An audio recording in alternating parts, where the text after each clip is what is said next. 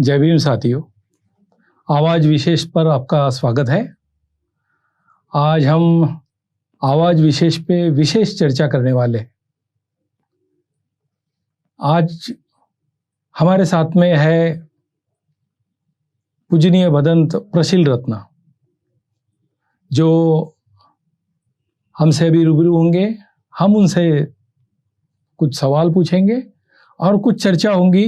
कुछ युवा भिक्षु ऐसे भी हैं जो जाति, धर्म, प्रदेश की सीमा लांघकर भगवान बुद्ध का विचार, डॉक्टर बाबा साहब आम्बेडकर का विचार पूरी दुनिया तक फैलाना चाहते हैं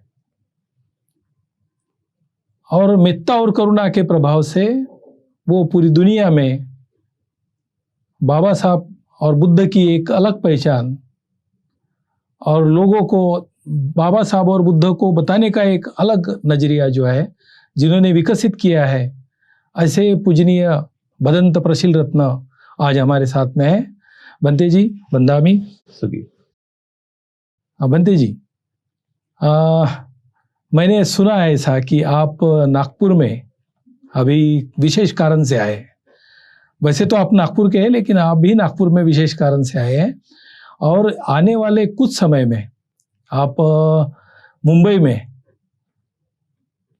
मैंने तो सुना हूँ कि भाई हो सके तो होटल ताज में या दूसरे कोई अच्छी जगह पे इंटरनेशनल बुद्धिस्ट कॉन्फ्रेंस लेने वाले हैं। तो इसके बारे में आप जरा विस्तार से बताइए। नमोदय, जय भीम टू एवरीवन। संघ फाउंडेशन एक नागपुर का ही ऑर्गेनाइजेशन है जिसको मैंने 10 साल पहले इस्टेब्लिशमेंट किया था। और जब मैंने इस्टेब्लिशमेंट किया था तो काफ़ी सारे लोगों ने मुझे मजाक भी उड़ाए थे कि ये छोटा सा भिक्षु ये क्या करेगा करके। तो पर मैंने उनके मजाक को भी मैंने चैलेंज लिया और मुझे पता था कि मुझ में क्या पोटेंशियल है। मुझे लोगों की बातों के ऊपर मैं ज़रा ध्यान ना देते हुए मैंने मेरा कंफर्ट जोन तोड़ के जब मैं भिक्षु बना था 2008 में, तब मैंने ऐसा 3 संकल्प लिया था कि एक तो मैं नागपुर में काम नहीं करूँगा, और दूसरा कि मैं कोई भी जो coastal area like Goa, Gujarat और केरला, ये मैंने सजेस्ट किया था। गोवा इसलिए भी क्योंकि मैं वहाँ स्टडी किया हुआ है, मुझे वहाँ का रीजनल और वहाँ का लोकल लैंग्वेज भी मुझे आता है। और फिर गुजरात ये मैंने प्लानिंग किया था, तो 2G का प्लानिंग था मेरा। और थर्ड ये था संकल्प कि मैं इंटरनेशनली काम करूँगा, क्योंकि मेरा पहले से ही बचपन से मैं बोल सकता हूँ कि इंटरनेशनल कम्युनिटी के साथ में मेरा थोड़ा रहा हुआ है कि गोवा में रहने की वजह से, तो उन लोगों के साथ में काम करने का ऐसा वो मेरा प्लानिंग था। तो मैंने अपने आप को बचपन से ही उस हिसाब से मैंने अपने आप को मॉडर्नाइज भी किया और उस हिसाब से अपना बिहेवियर पैटर्न या फिर सोचने का तरीका, खाने पीने का पैटर्न्स, ड्रेस का पैटर्न्स और लोगों के साथ में उठने बैठने का भी जो मेरा था वो थोड़ा सा वेस्टर्नाइज करने का ही मैं ये था, क्योंकि मेरे को पहले से ही था कि मैं यूरोप में सेटल हो जाऊँ करके और यूरोप में ही जाके मैं जॉब करूँ। तो बचपन से ही मैं इंग्लिश न्यूज़पेपर पढ़ना, इंग्लिश सॉन्ग सुनना, ये सब चीजें, और कुछ ब्रेड बटर, रोटी ना खाते हुए ब्रेड बटर खाना, क्योंकि मुझे वहाँ के बारे में थोड़ा सा ये सब इन्फॉर्मेशंस थी। तो ये सब चीजें मैंने बचपन से अडॉप्ट किया था और प्लानिंग था कि उधर ही सेटल होने का। पर उसके बाद में ऑल ऑफ सडन ऐसा कुछ हो गया लाइफ में कि मुझे भिक्षु बनना पड़ा, और भिक्षु सिर्फ मैं 10 दिनों के लिए बना था। और अभी 10 साल से ज्यादा हो गए मुझे इस जीवन में। तो इतना निर्मल और इतना पवित्र जीवन ये भिक्षु जीवन है। और उसके बाद में फिर जब मैं नागपुर छोड़ा तो काफ़ी चैलेंजेस थे गुजरात में जाके, क्योंकि देश अलग है, भाषा अलग है, खाना पीना अलग है। वहाँ पे तो हर चीज़ मीठी है, पानी भी मीठा है, वहाँ सब्जियां भी मीठी रहती है। और हम तो नागपुर के जो लोग हैं बहुत टेस्टी खाना खाने वाले तेज खाने वाले में से तो काफ़ी तकलीफ भी हुई वहाँ मुझे। लेकिन एक संकल्प जो था, उस संकल्प को पूरा करना ये इम्पोर्टेंट था। जिससे बाबा साहेब ने 23 सितंबर को 1917 में संकल्प लिया था कि अगर मैं अपने समाज के लिए अगर कुछ नहीं कर पाऊंगा तो मैं अपने आप को गोली मार दूंगा। बुद्ध ने भी संकल्प लिया था कि मैं तब तक ही नहीं उठूंगा जब तक कि मुझे बुद्धत्व प्राप्त नहीं होता है। तो उसी तरह से मेरा संकल्प था कि वहां जाके काम करना। दूसरा संकल्प था कि इंटरनेशनली काम करना। तो वो एक संकल्प के तौर पे मैं वहाँ कम से कम अभी 10 साल हो गए मुझे। 2011 से मैं जाना चालू किया। वहाँ कम से कम 4 इंटरनेशनल बुद्धिस्ट कॉन्फ्रेंस वहाँ किए। काफी सारे लोगों को बहुत मोटिवेशंस मिला हुआ है। काफी सारे लोगों ने बुद्धिज्म भी उसके थ्रू एक्सेप्ट किया, क्योंकि उनको वे ऑफ लिविंग बहुत अच्छा लगा। क्योंकि जिसमें पहले वो थे, अभी किसी भी धर्म में हो तो उसमें कहीं ना कहीं उनको दिक्कतें आती थी। कुछ ना कुछ उनको स्पिरिचुअल डेवलपमेंट भी नहीं होता था, उनको सोशल डेवलपमेंट नहीं, इकोनॉमिकल डेवलपमेंट नहीं। पर जब मैंने बुद्धिस्ट कॉन्फ्रेंस अगर ऑर्गेनाइज किया, जब उनको पता चला कि नहीं, हमारे साथ में हमारे ही समाज के लोग नहीं तो विश्व के लोग हमारे साथ में जुड़े हुए, तो उनको कहीं ना कहीं मोटिवेशन और कहीं ना कहीं पॉजिटिव एनर्जी मिली, और उसकी वजह से वो बहुत सारे लोग बुद्धिज्म की तरफ अट्रैक्ट भी हुए। उसके बाद में सेकंड इंटरनेशनल कॉन्फ्रेंस भी गुजरात में ही किए, उसमें तो कम से कम 350 इंटरनेशनल डेलीगेशन थे। उसी समय 2-3 दिन पहले कॉन्फ्रेंस के प्रधानमंत्री आए थे हमारे जापान के, उनका भी मुझे वेलकम करने का मुझे मौका मिला। और जिस हॉल में उन्होंने बैठ के जो करार किया था, उसी हॉल में मैंने एक इंटरनेशनल कॉन्फ्रेंस ऑर्गेनाइज की, जो कि one of the best hall माना जाता है इंडिया का। और उसके बाद में थर्ड इंटरनेशनल कॉन्फ्रेंस हमने बड़ौदा में बड़ौदा यूनिवर्सिटी के साथ में मिलकर किया। चौथा इंटरनेशनल कॉन्फ्रेंस आप खुद थे कि मैंने गुजरात यूनिवर्सिटी अहमदाबाद में किए थे। और अभी 5वां ये इंटरनेशनल कॉन्फ्रेंस है जो मुंबई में ऑर्गेनाइज कर रहे हैं। और इसका इंटेंशन ये रहता है कि हम लोग जो भगवान बुद्ध की जो शिक्षा है, जो भगवान बुद्ध ने हमें सुख शांति ये सब जो हमें दिया हुआ है, उसको हम लोग डिस्कस करें, उसको हम लोग आइडियाज एक्सचेंज करें। और मेरा गुजरात में ये भी एक प्लानिंग था कि साल में हम लोग सेंट्रलाइज वे से हम लोग एक प्रोग्राम करें, और सारे जो बुद्धिस्ट जो लोग हैं या फिर जो इस वैल्यूज को जो मानते हैं उनको एकत्रित करें। ये मेरा मेन इंटेंशन था। तो उसमें मुस्लिम, क्रिश्चियन, जैन सभी लोग आते हैं। इवन इस कॉन्फ्रेंस में भी Haji Ali Dargah, Mahim church, archdiocese of bishop, उसके बाद में जैन कम्युनिटी, सिख कम्युनिटी, पारसीज सब जुड़े हुए हैं इस कॉन्फ्रेंस के लिए भी। सो मैं ट्रस्ट जुड़ा हुआ है। उसके बाद में भीमराव अम्बेडकर जी वो भी ऑन बोर्ड है इस काम के लिए। तो ऐसा कोई भी नहीं बोल रहा है। तो और ये कॉन्फ्रेंस भी काफी इंटरनेशनली होने वाला है। लेट्स सी, कोविड की गाइडलाइंस के अंतर्गत ही हमें ये सब करने का, और बाबा साहेब की 125 से लेके 130वीं जयंती तक के मेरा एक संकल्प था कि मैं क्रॉस द वर्ल्ड जाके बाबा साहेब के बारे में बताऊं, बुद्ध के बारे में बताऊं, और हर साल मैं बुद्धिस्ट कॉन्फ्रेंस ऑर्गेनाइज करूं 125वीं जयंती से लेके 130वीं जयंती। मैं थोड़ा सा रोकना चाहूंगा बीच में। मैंने ऐसे सुना था कि स्पेशली आपके कॉन्फ्रेंस के लिए, कॉन्फ्रेंस के रेफरेंस में आपको 2 पंतप्रधान से मुलाकात हुई। उस वाकया को जरा बताइए। एक जापान के प्रधानमंत्री और एक भारत के प्रधानमंत्री। हाँ, वो बहुत इम्पोर्टेंट ये रहा मेरे लाइफ के लिए भी, क्योंकि किसी 2 प्रधानमंत्री को विदाउट अपॉइंटमेंट मिलना और दोनों प्रधानमंत्री को अपने सामने झुकाना, ये अभी तक के इतिहास में कभी नहीं हुआ है ये। और ये जो था, ये एक्ट या फिर ये जो हुआ, ये मुझे अपने पूरे समाज के तरफ से या भारतीय समाज की तरफ से मुझे करने का मौका मिला। तो अम्बेडकराइट समाज के लिए या बुद्धिस्ट समाज के लिए बहुत गौरव की बात है कि 2 प्राइम मिनिस्टर का वेलकम अहमदाबाद एयरपोर्ट पे मेरे द्वारा हुआ। और उसके बाद में दोनों प्राइम मिनिस्टर ने मेरे सामने सिर झुका के खड़े रहे, वो भी अपने आप में एक बहुत बड़ी बात थी। और दोनों कोई इसी छोटे मोटे कंट्री के प्राइम मिनिस्टर नहीं जो कि इतने स्ट्रांग प्राइम मिनिस्टर है। तो वो काफी अच्छा रहा। उस समय मुझे Indian prime minister office, Japan prime minister office, chief minister office, उनके टॉप मोस्ट ब्यूरोक्रेट्स, इनके साथ में बैठ के मुझे सेकेंड्स टू सेकेंड्स का सब मुझे इन्फॉर्मेशन वो दिया करते थे, और सारा चीजें मुझे बहुत कॉन्फिडेंशियली उन्होंने बताया था। और काफी सारे ब्यूरोक्रेट्स भी डरते थे कि कुछ गड़बड़ ना हो जाए, पर मैंने उनको कॉन्फिडेंस दिया था कि नहीं, ये अम्बेडकराइट और बुद्धिस्ट समाज है, कुछ गड़बड़ नहीं होने देगा, और ये बेस्ट मूवमेंट होगा। और वो वही हुआ उस। हाँ, तो ये जो आपने अभी तक 4 इंटरनेशनल कॉन्फ्रेंसेस की, बुद्धिस्ट कॉन्फ्रेंसेस, उस वजह से आपको आगे जाने का और ज्यादा हौसला आपका बना। और बनते बनते मैंने जो सुना है कि भाई आप तो पूरी दुनिया घूम के आने का आपका संकल्प रहा है। जरा उसके बारे में, वो कैसे किया आपने, कैसे संभव हो पाया? बाबा साहेब का 125वीं जयंती से 130वीं जयंती तक की जो मेरा संकल्प था कि नॉन स्टॉप कुछ एक्टिविटीज करने का, और भी अक्रॉस द वर्ल्ड, हम अपने सिटी में भी नहीं कर पाते हैं, और मुझे अक्रॉस द वर्ल्ड जाना था। और वो बहुत चैलेंजिंग था मेरे लिए, क्योंकि इसके पहले कभी गया नहीं था मैं। लेकिन उसकी शुरुआत भी मैंने बाबा साहेब के जो गुरु जहाँ से बिलोंग करते हैं, म्यांमार, वहां से मैंने किया।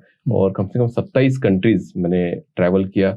और 2018 में तो पूरा पृथ्वी का चक्कर मैंने नॉन स्टॉप ये किया 85 डेज में। और वो फ्री ऑफ कॉस्ट ऑलमोस्ट। सभी लोगों ने मुझे टिकट्स, पिकअप, ड्रॉप, मुझे कुछ परचेज भी करना था, शॉपिंग भी करना था, तो वो भी लोगों ने करके दिया।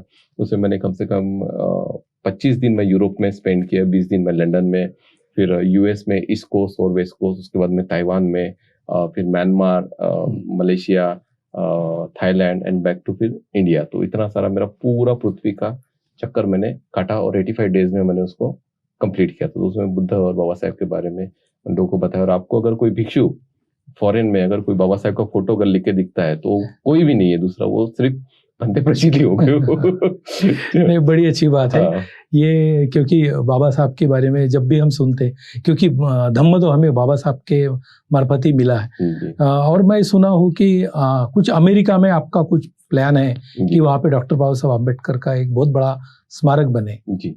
मैं 2016 से उसी के लिए मैं जा रहा हूँ। Last time times of India में भी काफी बड़ा आर्टिकल आया था कि अम्बेडकर भवन वहां बनने वाला है। और मैं चाहता हूँ कि हम लोगों ने भी थोड़ा सा आउट ऑफ द बॉक्स और कंफर्ट जोन तोड़ के थोड़ा काम करें। जब मेरे जैसा सन्यासी जिसके पास कुछ नहीं है, जब वो इतना बड़ा विजन रखता है, तो आप लोग तो ऑफिसर्स है, पॉलिटिशियंस है, आप इतने बड़े बड़े बिजनेसमैन है, तो आपने कितना बड़ा विजन रखना चाहिए।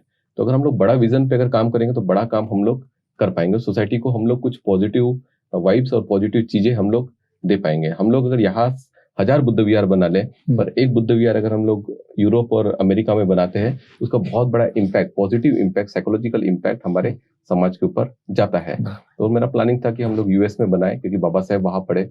मैं ये मानता हूँ कि भगवान बुद्ध को बुद्ध गया में बुद्धत्व प्राप्त हुआ, ज्ञान प्राप्ति हुई, बाबा साहेब को अमेरिका जाके वहां ज्ञान प्राप्ति हुई है। तो हमने एज हम उनके जो भी हमें बोलना है, हम डिवोटीज है, भक्त है, या जो भी है, अनुयायी है, जो भी आपको बोलने का है, तो मेरा एक कर्तव्य है या फिर हम लोग की एक रिस्पॉन्सिबिलिटीज है कि हमने उनके लिए, उनको डेडिकेशंस के लिए हमने एक, वही नहीं तो अलग अलग कंट्रीज में जहां जहां भी अम्बेडकराइट बुद्धिस्ट लोग हैं, तो हमारे सेंटर इस्टेब्लिशमेंट करना ही चाहिए, ताकि हम अभी जो देखते हैं कि 2000 साल पुराना मिला है ना, 2000 साल 1500 साल, तो वो सब मॉन्यूमेंट्स थे, उसमें हमें पता चलता है। उसी तरह से हम लोगों ने अगर मॉन्यूमेंट्स अगर बना के जाते हैं, तो ये जनरेशन और आने वाली जनरेशन के लिए वो काम में आएगा। जब वो स्टडीज के लिए जाते हैं, घूमने के लिए जाते हैं, आप अलग अलग रिलीजियस जो ऑर्गेनाइजेशन आप उसका स्टडी करें, उनका किस तरह से पैटर्न है काम करने का। उसके बाद में जो दलाई लामा जी है, उनका पैटर्न देख लीजिए, काम करने का तरीका किस तरह से। उसके बाद में हमारे जो लोग हैं, उनका पैटर्न देख लीजिए, काम करने का किस तरह से। तो हम कहीं ना कहीं कितने पीछे है, और जो पिछड़े बोले जाते हैं वैसे नहीं बोला जाता है, क्योंकि हमारे पैटर्न्स बरोबर नहीं है काम करने के। तो वो उसके ऊपर हमें काम करना जरूरी है। और उसके लिए मैंने कुछ जगह वगैरह भी देखा है यूएस में, और मुझे लगता है कि इंडिया से ज्यादा सस्ता प्लेसेस वहाँ है। तो अगर कुछ लोग अच्छे अगर मिल जाते हैं, तो हम लोग स्टार्टअप कर सकते हैं। बंते जी, ये जो आप पूरे आधे दुनिया घूम चुके हैं और बाकी बची हुई कंट्री में भी आपको जाने का प्लान है, लेकिन ये कैसे संभव हो पाया? मतलब आपको टिकट की व्यवस्था, रहने की व्यवस्था, जाने की व्यवस्था, ये कैसे संभव हो पाया? क्योंकि आप तो नागपुर के, ये रिलेशन कैसे बिल्डअप हुए, और वो भी अलग अलग लोगों से, और कुछ लोग तो ऐसे भी है जो शायद बुद्धिस्ट भी नहीं है, तो उन लोगों ने भी आपको सपोर्ट किया। तो ये सपोर्ट आपने कैसे बिल्ड किया? सबसे इम्पोर्टेंट है कि आप में कितना प्यार है, कितना मैत्री है, कितना करुणा है, आपकी वाणी कितनी अच्छी है, आपके रिलेशंस किस तरह से है, वो सब चीजें भी लोग ऑब्जर्व करते रहते हैं, देखते रहते हैं। और दूसरा, मैं अभी नहीं, मैं जब मैं गृहस्थी था तभी मेरे लिए ऑस्ट्रेलिया, न्यूजीलैंड से मेरे को स्टडीज के लिए मेरे पास में पैसा आता था। तो मैं पहले से मेरे इंटरनेशनल रिलेशंस और बाकी रिलेशंस भी मेरे काफी अच्छे रहे हुए हैं। और बुद्धिस्ट मंक्स बनने के बाद में तो उसका दायरा ही फिर बहुत ज्यादा बढ़ गया। और फिर जो भी टेक्नोलॉजीज थी, टेक्नोलॉजीज का मैं बहुत ज्यादा उपयोग करता हूँ मैं, लाइक फेसबुक है या सोशल मीडियाज है, तो उसके थ्रू से काफी सारे लोग भी कनेक्टेड हुए, उन लोगों ने भी अप्रिशिएट किया। और काफी सारे जो लोग स्टूडेंट्स जो यहाँ पढ़ने के लिए आए थे, वो मेरे फ्रेंड्स थे, या फिर जो मेरे फ्रेंड्स फॉरेन में जो सेटल हुए हैं, तो उनके वजह से फिर ये सब चीजें पॉसिबिलिटी हुई। और दूसरा ये कि काफी सारे एक्टिविटीज हमने भारत में किया हुआ है, उसका इम्पैक्ट कहीं ना कहीं फॉरेन में वो गया हुआ है। जैसा कि लास्ट टाइम हमने इतने सारे बुद्धा स्टैचूज वगैरह लाके दिए, तो केरजर को भी दिया हुआ है, ऐसे बहुत सारे स्टैचूज वगैरह हमने दिया हुआ है। तो इसका भी इम्पैक्ट कहीं ना कहीं अच्छी गया हुआ है। उन लोगों ने हमें डोनेट किया, कुछ मैंने परचेस करके लाया बैंकॉक से। तो ऐसा लोग आते हैं, सामने में आते हैं अगर आप अच्छा काम करते हैं। और मैं ये भी बोलता हूँ कि अगर आपका इंटेंशन अच्छा है ना, तो भगवान बुद्ध कहते हैं कि चेतना विकवे कम्मं वदामि। तो अगर आपकी चेतना अगर अच्छी है, तो ये जो नेचर है, ये जो धर्म है, आपको जरूर मदद करता है। बंते जी, तो भी मैं आपको एक, क्योंकि हम तो ये बार बार सुनते पढ़ते भी है और सब कुछ समझ भी लेते हैं कि भाई कंपैशन और मेत्ता ये भगवान बुद्ध का रास्ता है, मैत्री और करुणा, बहुत उदात्त भावना है। लेकिन इसको प्रैक्टिकल में आपने अभी के ये जीवन में, ये 10 साल के छोटे से समय में, ये कैसे इसको इम्प्लीमेंट किया? ये जो है मेडिटेशन में कम से कम 20 सालों से हूँ। और जब भी मैं मेडिटेशन के लिए बैठता था, तो मुझे कुछ इंट्यूशंस आते थे। क्या इंट्यूशंस आते थे? कि मैं बहुत बड़ा बनने वाला हूँ, और मैं कुछ तो बड़ा काम मेरे हाथ से सब होने वाला है। तो ऐसा हमेशा मुझे इंट्यूशंस आते थे। तो फिर मैंने सोचा कि ये जो कुछ मैं किसी को बड़ा करने से अच्छा, किसी कंपनी को अगर बड़ा करने से अच्छा, मेरे में जो क्वालिटीज है, जो भी नॉलेज है, स्पीकिंग का नॉलेज है, जो भी होगा मेरे पास में, वो मैं अपने धर्म को, बाबा साहब के मिशंस को अगर बड़ा करने के लिए अगर लगाता हूँ मैं, ये मैंने कम से कम 17-18 साल पहले मैंने सोचा था, और गोवा में सोचा था मैंने। अच्छा। हाँ, तो फिर मैंने सोचा कि क्यों ना अगर ऐसा हो। तो फिर मैंने पर्टिकुलर माइंडसेट रहता है इंडियन लोगों का, 60 के बाद में बनेंगे, 70 के बाद में बनेंगे। हाँ, तो मैंने, पर वो ऐसा कुछ हो गया कि मैं नहीं बनना चाहता था। मैं तो पहले बता दूं, मैं तो भिक्षु बनना ही नहीं चाहता था इतने कम उम्र में। वो तो ऐसा नेचर ने मुझे खींच लिया है, मैं ये बोल सकता हूँ। नहीं बेटा, अभी समय आ गया है तुम्हारा, चलो अभी बन जाओ तुम। और बन जाने के बाद में फिर ये सब एक्टिविटीज हमने स्टार्ट किए। और दूसरा आप जो बोल रहे थे कंपैशन का वगैरह, तो जब हम मेडिटेशन वगैरह करते हैं, जब माइंड काम हो जाता है, और जब हमारा माइंड डिस्टर्ब रहा ना, तो disturb mind disturb atmosphere create करता है। और जब मन शांत हो जाता है तो आपको भगवान बुद्ध की या किसी की आपको जरूरत नहीं पड़ती है, क्योंकि आपका जो मन रहता है वही बुद्ध बन जाता है, और वही हमें बताता है कि क्या सही है और क्या गलत है। भगवान बुद्ध भी कहते हैं ना, स्वार्थी बनो। तो उस समय आपका माइंड अगर शांत हो जाता है तो आप कोई भी एक्शन आप गलत नहीं लेंगे, कोई गलत हो ही नहीं सकता है, क्योंकि आपका माइंड इतना कंपैशनेटेड हो जाता है, काम हो जाता है, शांत हो जाता है। तब आपको माइंड, आपका खुद का माइंड आपको बताता है कि नहीं, अभी वैर से वैर नहीं करने का है, अभी हमें उसके प्रति मैत्री करना है। और जहां मैत्री बढ़ना चालू हो जाती है तो वहां पे करुणा ऑटोमेटिकली बढ़ना चालू हो जाती है। जहां पे मैत्री और करुणा दोनों अगर जुड़ जाते हैं तो फिर मन ऑटोमेटिकली शांत होना चालू हो जाता है। बनते जी, ये ज्यादातर जितने भी कॉन्फ्रेंसेस हुई, अपने वहां पे जो रूलिंग जो है, जो भी लोग सत्ता में है, वो स्टेट में या सेंट्रल में, जिसकी वहां पे जरूरत है, जिनकी वहां पे उपयोगिता होंगी, ऐसे सब लोगों को आपने रिलेशन बनाए। और इतना ही नहीं, सभी धर्म के लोगों के, मैं खुद देखता हूँ कि आपको सब धर्म के जो प्रमुख लोग हैं पूरी दुनिया के, उनसे आपके बहुत अच्छे रिलेशन हैं। बुद्ध धर्म के भी अलग अलग देशों में जो बड़े बड़े मॉन्क्स हैं, उनसे भी आपके बहुत अच्छे रिलेशन हैं। ये रिलेशन जो ये मजबूत हो पाए, तो ये कैसे संभव हुआ है? ये मैंने बोला कि मैत्री अपने आप में बहुत बड़ी विस्तारीकरण है। जितना आप मैत्री करेंगे, तो मैं तो ये गारंटी देता हूँ, आपका अगर कितना बड़ा दुश्मन भी क्यों ना हो, वो भी आपका दोस्त बन जाएगा। उसमें जो, हाँ मतलब ठीक है, मन की भावना और ये, लेकिन हेजिटेशन तो होता है कि भाई ये मेरी जात का नहीं, ये मेरे धर्म का नहीं, ये मेरे संप्रदाय का नहीं, ये जय भीम वाला नहीं, ये उसमें। और हमारे में जो हमने एक लकीर बनाई है, इस लकीर को पार करना, हाँ, इट्स कॉल्ड इन्फेरिटी कॉम्प्लेक्स। तो हर एक इंसान को अपने कुएं में रहना पसंद है, उनको लगता है कि यही सही है करके। लेकिन और हम भी ऐसा सोचते कि वो क्या बोलेगा, ये क्या बोलेगा, और हम कहीं ना कहीं वो आइडियाज एक्सचेंज नहीं करते, बातचीत नहीं करते। हम लोग ये सोचते कि अरे वो ये धर्म का है, हम लोग जाएंगे तो क्या बोलेगा वो, तो हम वो भी सोचते हैं ये धर्म के है, क्या नहीं, कैसा नहीं। लेकिन सभी धर्मों की जो बेसिक जो है फंडामेंटल, वो है मैत्री फैलाना, प्यार फैलाना, मोहब्बत फैलाना, भाईचारा रखना, सदाचार रखना, यही है। और जब हम उनके पास में जाते हैं, मैं तो ये भी देखा कि चलते हुए इंसान को भी मैंने बोला कि मुझे ये ह्यूमनिस्टिक काम करने का, तो उन्होंने मुझे डायरेक्ट नंबर दिया, बोले बंदी जी आपको भी कांटेक्ट करो। तो मैं किसी भी टेम्पल में जाता हूँ, कहीं भी, तो कोई मुझे ना नहीं बोलता है, क्योंकि हमारा अप्रोच है बुद्धिज्म का नहीं, हमारा अप्रोच है कि जो ह्यूमनिस्टिक जो अप्रोच है कि वो हमें लव, कंपैशन, ब्रदरहुड, कॉन्स्टिट्यूशन का सेव करने का है, वही है। और कौन इंसान नहीं चाहेगा कि ऐसा सब चीजें ना हो करके, नोबडी डिनाइज। मतलब बुद्ध धर्म है, मानव धर्म है, और ह्यूमन बीइंग जो है वो उसका सेंटर है एक्चुअली। तो इस वजह से, और उस अप्रोच से यदि हम जाते हैं तो हमें दिक्कतें नहीं आती एक्चुअली। तो बनते जी, अभी आने वाले दिसंबर के फर्स्ट या सेकंड वीक में आप जो सोच रहे हैं यहाँ पे बहुत बड़ा कन्वेंशन लेने का, तो इसमें इसका दायरा कैसा रहेगा? कौन कौन लोग आएंगे इसमें, किन लोगों को बुलाएंगे? और अभी तक जो है, क्योंकि जनरली इंटरनेशनल कॉन्फ्रेंस हो गई, तो ये एक उत्सव भाई, एक थोड़ा सा फेस्टिव मूड में आ गए, कुछ लोग जमा इकट्ठा हो गए और रैली ये वो हो गया और चले गए। इसका आउटपुट भी क्या आता है, और फिर इसका एग्जैक्ट स्थिति क्या रहने वाली है? बराबर। देखो कि अभी तो पेंडेमिक की वजह से काफी ऐसे कुछ एक्टिविटीज भी हमारी नहीं हुई है।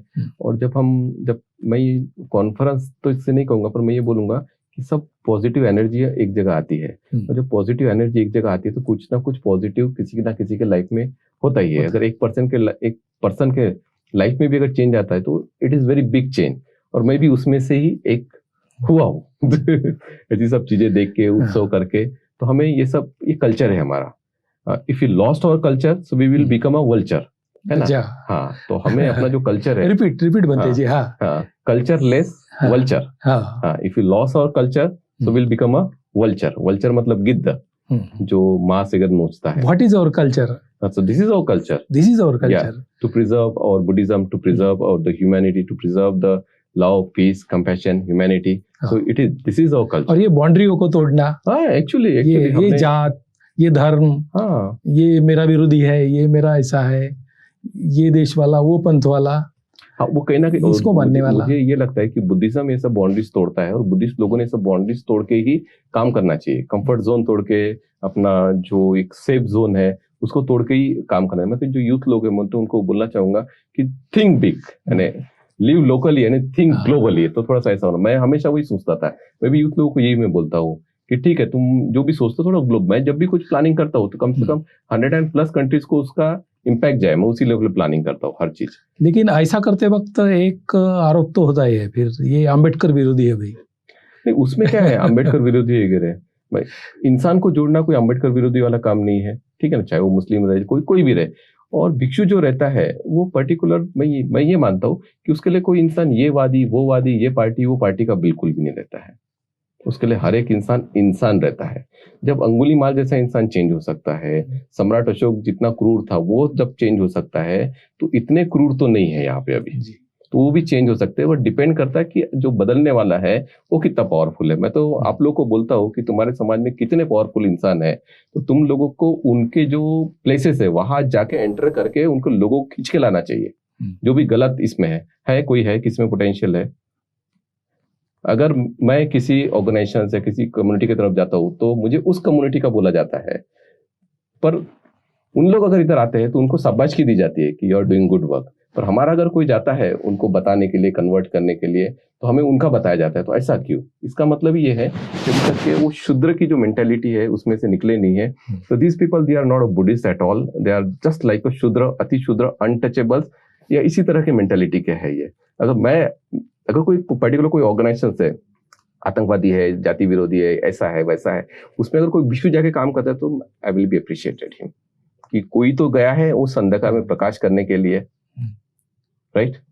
पर कुछ लोग जो है एक घटिया मानसिकता वाले उसको आरोप लगाते हैं। So let them do their work.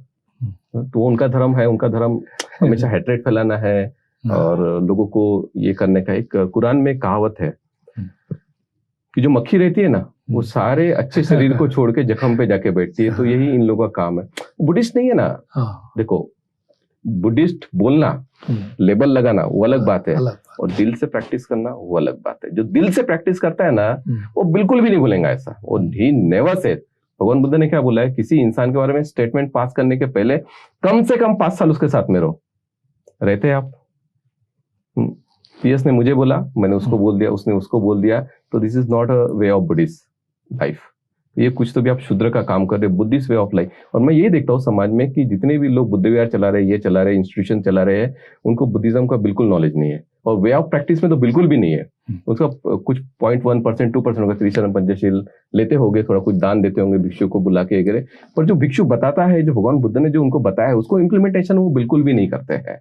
उसलिए कहीं ना कहीं हम संकुचित मानसिकता में जुड़े हुए, उसलिए हमारे साथ में दूसरा समाज नागपुर में नहीं जुड़ रहा है। क्यों नहीं जुड़ रहा हुआ है? तुम इतने सारे लोग हो, तुमने कितने मंदिरों को बुद्धिस्ट मंदिर में कन्वर्ट करके बताए, मुझे बताइए। बहुत बड़ा चैलेंज है तुम लोगों के लिए। तुम्हारे जो लोग हैं वो क्रिश्चियनिटी में जा रहे हैं, तुम्हारे लोग अलग अलग मंदिर में जा रहे हैं, वो अलग अलग क्या मस्जिद वगैरह इसमें वो जा रहे हैं। तो कहीं ना कहीं हम लोगों में कमी है, तो उसको कमी दूर करना बहुत जरा जरूरी है, मैं ये मानता हूँ। ये हमें हमारा दायरा बढ़ाना पड़ेगा, और थोड़ा सा मन का थोड़ा सा विकास करना पड़ेगा, मन का भी विकास करना पड़ेगा। और दूसरा खास करके स्पिरिचुअल जो लोग हैं वो ज्यादा डेवलप करना बहुत ज्यादा जरूरी है। जितने ज्यादा स्पिरिचुअल, ये पर्टिकुलरली भिक्षु जो होता है, जो पूरे समय जो धम्म का प्रचार और प्रसार करता है, वो भी यदि स्पिरिचुअलिटी में है, क्योंकि पढ़ तो लिया, सारी गाथाएं मालूम है, सब कुछ मालूम है, उसका मीनिंग भी मालूम है, लेकिन उसमें स्पिरिचुअलिटी नहीं है। वो यदि उसमें कंपैशन नहीं है, यदि उसमें मेत्ता भावना नहीं है, तो फिर वो भी आगे हमारे काम का नहीं रहेगा। एक्चुअली मैं ये बोलता हूँ कि तुम्हारे में कुछ तो अलग होना चाहिए। आगे वालों को लगना चाहिए कि नहीं, इसमें कुछ तो बात है जो मुझ में नहीं है। जस्ट लाइक आप कभी चर्च में जाइए या क्रिश्चियन कम्युनिटी में जाइए, तो आपको कुछ अलग एनर्जी फील होंगी उन लोगों के पास से, कि आपको खुद लगेगा कि नहीं कुछ तो बात है इन लोगों में, उनकी बात करने का तरीका, ड्रेस सेंस, क्लीननेस, प्रेइंग का तरीका, तो ऐसा कुछ तो भी अलग लगेगा आपको। तो वो जो अलग जो चीज है जो आगे वाले को अट्रैक्ट करती है, वो चीज आपको लोगों को देना पड़ेगा। तो पर्टिकुलरली हमारे यहाँ पे युवा जो है, क्योंकि अभी ये जो फर्स्ट जनरेशन है वो तो संघर्ष में गई है, उनके बहुत सारे प्रॉब्लम्स भी थे, सोशल प्रॉब्लम थे, कुछ रिलीजियस प्रॉब्लम थे, कुछ रिजर्वेशन के प्रॉब्लम्स थे, अन्य अत्याचार के मुद्दे थे। तो इसमें बहुत सारा संघर्ष पहली पीढ़ी ने किया, बुद्ध विहार बांधने का, और इसको जो है मतलब जो भी बनाया है उसको टिकाने का काम तो था। लेकिन अभी जो जनरेशन है, ये जनरेशन आपकी जैसी सोच रखती है, उसको और आगे बढ़ने का मतलब सोचती है वो, क्योंकि उनको कभी कभी लगता है, मेरा एक दोस्त कल ही बता रहा था कि मैं एक व्यक्ति का भाषण सुन रहा था और मुझे बड़ी ये हो रही थी कि यार ये अभी भी जाति की बात बोलते हैं, अभी भी बस एक ही जाति की, मतलब पर्टिकुलरली जो हम 56 के पहले थे, बस उसी जाति के बारे में या उसी के आगे पीछे या उसी को मद्देनजर रखते हुए सारी बातें बोली। तो बोले ये कैसा गलत हो सकता है, सही ये गलत है, ऐसा नहीं होना चाहिए। तो ये पर्टिकुलरली ये युवा जो है, युवा अभी नई सोच रख रहे हैं, बरोबर। तो आप युवाओं को क्या संदेश देना चाहेंगे? मैं खुद युवा हूँ और मैं चाहूंगा कि उनके लिए जो भगवान बुद्ध ने 4 ब्रह्म विहार जो हमें बताए हुए हैं उसका वो प्रैक्टिस करे। और बाबा साहेब ने जो 22 प्रतिज्ञा बताया उसमें का एक ही मैं बहुत ज्यादा प्रैक्टिस करता हूँ, it is called Karuna, compassion का। अगर आप प्रैक्टिस करते हो तो बाकी चीजों की प्रैक्टिस करने की आपको जरूरत नहीं है। और जो हमारे जो युवा लोग हैं, तो उन्होंने थोड़ा सा कंफर्ट जोन तोड़ के और आउट ऑफ द बॉक्स जाके सोचना बहुत ज्यादा जरूरी है। तो उन लोगों का एक लिमिटेशन है कि माँ बाप, रिजर्वेशन, गवर्नमेंट जॉब, बस इतना ही उनका सर्कल है, नागपुर ही उनका सर्कल है या फिर वर्धा उनका सर्कल है। ऐसा नहीं होना चाहिए। अभी कैसा है कि मैं देखता हूँ, जब मैं गोवा में था, 15 साल की लड़की, 14 साल की लड़की वो यूएस से आके पूरा देश घूम के जाती है। क्या हमारे बच्चे लोग जा सकते हैं? नहीं जा सकते हैं। तो मैं इवन मेरे जो फैमिली की भी जो लड़कियां हैं उनको मैं बोलता हूँ तुम सोलो ट्रिप पे जाओ, अकेले घूमने के लिए, अकेले जाओ। सोलो मतलब अकेले, अकेले घूमने के लिए जाओ। उसी वजह उनका डेयरिंग बढ़ता है और जो है वो बहुत सारी चीजें उनको एक्सप्लोर भी हो जाती है। मैं उनको बोलता हूँ कि जॉब करने के पहले, शादी करने के पहले पूरा इंडिया घूम लो, पैसा है एशिया घूम लो, और पैसा है यूरोप और अमेरिका भी देख लो, मतलब बाद में तुमको समय नहीं मिलेगा। तो जितना ज्यादा आप ट्रैवलिंग करेंगे, travelling is the best education, और जितना ज्यादा आप ट्रैवलिंग करेंगे, लोगों से मिलते हैं आप, और उससे हमें बहुत सारी चीजें इनपुट होती है। और दूसरा एक मैं युवा को ये भी बोलना चाहूंगा कि अगर उनके पास में समय है तो सालाना शेड्यूल बना ले, कौन से मंथ में क्या करने का। जब उनके पास में फ्री समय है तो उस फ्री समय में they should spend their time in Goa, they should spend their time in Leh Ladakh और जो मनाली है, वहां जहाँ इंटरनेशनल लोग आते हैं, और वहां कहीं जॉब करके उनके साथ में रिलेशंस मेंटेन करें। तो उससे उनको इंटरनेशनल लैंग्वेजेस आना चालू हो जाएंगे, इंटरनेशनल उनके कॉन्टैक्ट्स भी डेवलप हो जाएंगे, तो कुछ नए लोगों से मुलाकात करने से आपको एक अलग पॉजिटिविटी वो मिलती है। और उनका जो कल्चर है, मैं हमेशा ही चाहता हूँ कि हमारे जो बुद्धिस्ट कम्युनिटी के जो युवा लोग हैं और जो वेस्टर्न कल्चर है, इंडियन कल्चर और वेस्टर्न कल्चर अगर हम लोग जोड़ के काम करते हैं ना, तो आने वाले समय में बहुत अच्छा समाज हम लोग बना पाएंगे। क्योंकि मैं बहुत ज्यादा वेस्टर्नाइज थॉट्स को, कल्चर को बहुत ज्यादा मैं एक्सेप्ट करता हूँ। 5-6 महीने वैसे भी मेरा यूरोप और अमेरिका में जाता है तो अगर इस तरह से अगर हम लोग कुछ करते हैं, और पॉसिबल अगर वे रहेगा कि हम लोग कहीं फॉरेन में भी हम लोग कुछ ऐसा एक्सचेंज प्रोग्राम्स वगैरह हम लोग करते हैं, या फिर हमारे बच्चों को अगर फॉरेन में अगर हम लोग सेटल वगैरह कर पाए, तो उसके लिए भी मैं काम कर रहा हूँ। तो लेट्स सी इसका बंदे जी फिर से वो, क्योंकि अभी आपकी बात तो युवा साथी हमारे सुनेंगे, लेकिन जैसे आपको दिक्कत थी पैसे की, क्योंकि फिर क्वेश्चन मार्क रहेगा कि भाई हम मैं जाना तो चाहता हूँ लेकिन मेरे पास पैसे नहीं है। तो आपने जैसे रास्ता निकाला, पूरी दुनिया घूमे ना, आपके पास तो एक भी पैसा नहीं था। फकीर आदमी के पास में कहाँ पैसे, बराबर, उसके पास तो कुछ भी नहीं है, लेकिन पूरी दुनिया घूमे तो आपने एक रास्ता निकाला, बराबर। तो ये कैसे रास्ता निकाल सकते हैं युवा लोग? देखो अभी वो बोलेंगे कि मुझे कल जाने का, तो पॉसिबल नहीं है। ठीक है, मैंने इसमें कम से कम 2018 में मैंने इतना ट्रैवलिंग किया है मैंने, पर भिक्षु तो मैं 2008 से हूँ, तो 10 साल मैंने उसके ऊपर काम किया। उसके बाद में वो सब चीजें एक्सेसिबिलिटी मेरे लिए हुई है, तो उनको भी कहीं ना कहीं मेहनत करना पड़ेगा। देगा हरी पलंगावरी वो पॉसिबल नहीं है। बाबा साहेब ने खुद बोला है संघर्ष करना है, बाबा साहेब ने और बुद्ध ने दोनों ने पुरुषार्थ किया हुआ है, तभी उनको हर चीज वो साध्य हुई है ना। नहीं तो लोग कहते हैं कि मेरे पास में गाड़ी है, बंगला है, ये है, वो है, तो मैं क्यों ये सब चीजों की तरफ ज्यादा ये ध्यान दूं। लेकिन मैं चाहता हूँ कि हम लोग थोड़ा सा और अपना कंफर्ट जोन तोड़ के, जो हमने समाज के जो लोग हैं उनके लिए हम लोग कुछ कॉन्क्रीट काम क्या कर सकते हैं भविष्य के लिए, वो करना बहुत ज्यादा जरूरी है। तो युवाओं ने एजुकेशन की तरफ तो ध्यान देना ही है कि बुद्ध ने भी बोला कि बाहु सत्यंच सिप्पंच, जितना ज्यादा अलग अलग हम लैंग्वेज इसका और टेक्नोलॉजीज का नॉलेज लेंगे उतना ज्यादा रहेगा। मैं तो ये बोलूंगा हिस्ट्री ज्योग्राफी पढ़ाना बंद कर दो हमारे बच्चों को, उनको जापानीज पढ़ाओ, चाइनीज पढ़ाओ, कोरियन पढ़ाओ, थाई पढ़ाओ। ये मैं गारंटी देता हूँ कि उनको यानी 40% एम्प्लॉयमेंट है, उससे ज्यादा एम्प्लॉयमेंट जो अनएम्प्लॉयड जो लोग है उनका वो सेटलमेंट हो जाएगा, और अच्छी एक सिक्योरिटी के साथ में एक अच्छे नए देश में वो सेटल हो जाएगा, और लड़की भी अच्छी मिलेंगी गोरी। एक पीढ़ी तैयार होगी, एक जनरेशन नई तैयार होगी, क्योंकि हम तो अभी झुग्गी झोपड़ी से तैयार हुए लोग हैं, तो यहाँ कहानी बदलेगी ना ऑब्वियसली। और कुछ ना कुछ नया होना चाहिए ना समाज में। वही रूटीन चल रहा है, वही रूटीन चल रहा है, कुछ नया ऐसा कुछ भी नहीं है। चपरासी बाबू, ग्राम सेवक, तलाठी, हमारे भी लोग जाना चाहिए फॉरेन में, आप MP बनना चाहिए, मिनिस्टर बनना चाहिए, बिजनेसमैन बनना चाहिए। और बाबा साहेब ने हमें गंगा, यमुना और वैष्णो देवी इससे कनेक्ट नहीं किया है, हमें जापान से कनेक्ट किया है, हमें कोरिया से कनेक्ट किया है, ताइवान से कनेक्ट किया है। तो ये सोर्सेस को हम लोग किस तरह से करें, तो इसलिए मैं एक इंटरनेशनल जो बिजनेस कम्युनिटी उनके साथ में जुड़ा हुआ हूँ, और इन फ्यूचर शायद कुछ हो सकता है उसके ऊपर। बीच में आपने काफी प्रयास किए थे, आपने एक मीट भी करने की कोशिश की, मैं उसके ऊपर काम कर रहा हूँ। काम कर रहे थे। तो अभी भी काम कर रहा हूँ, तो लेट्स सी कुछ नया इनपुट हम लोग दे सकते हैं। मेरे जो गुरुजी थे वो म्यांमार से थे, जो महायान के थे, चाइनीज थे। उनको जब मैंने बताया था कि हम लोग बिजनेस एक्सचेंज का कुछ प्लानिंग करते हैं, सो ही वाज सो पॉजिटिव, लेकिन लास्ट कोरोना में उनका डेथ हो गया था। तो और भी लोग हैं, तो हम लोग उनको एक प्लेटफॉर्म पे लाके कुछ इनोवेटिव करेंगे।